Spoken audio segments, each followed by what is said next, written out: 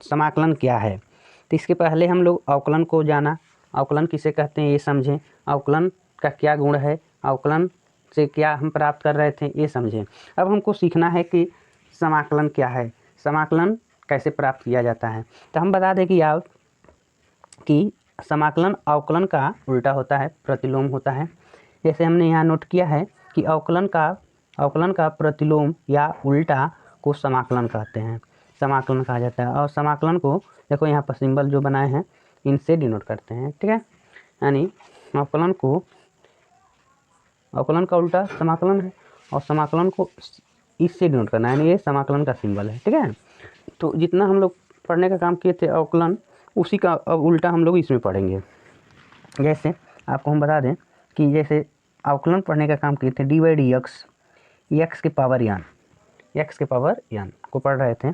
तो यह फार्मूला है, तो इनका अवकलन हो रहा था, यान आगे नोट कर रहे थे और इनका पावर में एक कम कर दिया जा रहा था।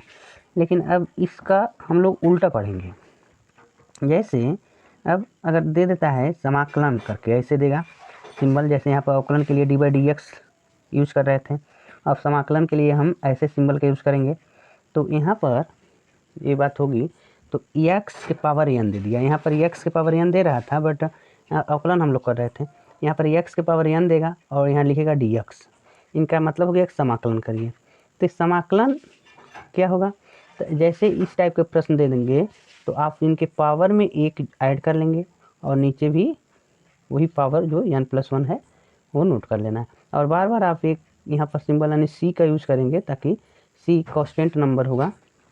जैसे कि हम लोग मान लो जैसे यहाँ पर अवकलन कर रहे थे हम लोग कि कोई प्रश्न था 2x² + 5x, इनका जब हम लोग अवकलन कर रहे थे 5x + मान लो 4 ले लेते हैं, तो इनका तो हो गया, इनसे गुणा किए तो 4x, यहाँ पर ये इनका 5 हो गया, लेकिन इनका 0 हो जा रहा था, 0 लिख रहे थे, तो हमको यहाँ पर मिला 4x + 5, बट ये 0 जो हो गया तो अब 0 का फंक्शन समाप्त हो गया।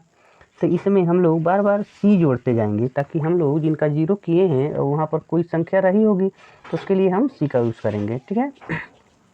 तो ये समाकलन, जैसे अब देखो जैसे यहाँ पर एक दूसरा प्रश्न मान लो जैसे कि फार्मूला साइन एक्स की अगर बात करते हैं तो साइन की बात करते हैं तो साइन का फार्मूला हम लोग पढ़े थे कि कॉस होता है, ठीक है, कॉस। तो अब हम लोग समाकलन जब पढ़ेंगे तो कॉस का जब समाकलन किया जाएगा तो कॉस का समाकलन ये हो जाएंगे, साइन हो जाएंगे, ठीक है, ऐसे लिखेगा तो आप लिखेंगे साइन एक्स, कॉस का समाकलन हो जाएगा साइन, ठीक है। तो इस तरीक़े से यानी उल्टा को सीधा, सीधा को उल्टा, ऐसे प्रोसेस हम लोग को करते जाना है।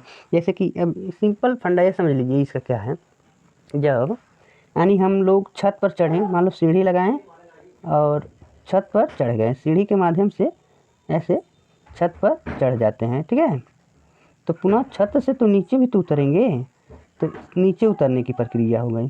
तो ऊपर चढ़ने की प्रक्रिया जो है अवकलन है, तो ऊपर चढ़ने की प्रक्रिया को अवकलन कहना है, अवकलन, और नीचे जब उतरेंगे तो ये समाकलन होगा, ठीक है। समाकलन तो सिंपल सी बात, समाकलन जो होता है, समाकलन अवकलन का उल्टा होता है, अवकलन का उल्टा होता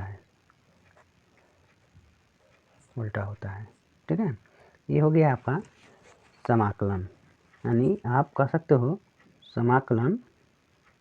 समाकलन जो है अवकलन का उल्टा होता है।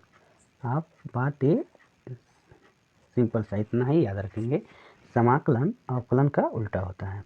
और इसको किससे प्रदर्शित करते हैं, तो इसे इस वाले चिन्ह से, एफ नहीं है ये, ऐसे कर सकते हैं, से प्रदर्शित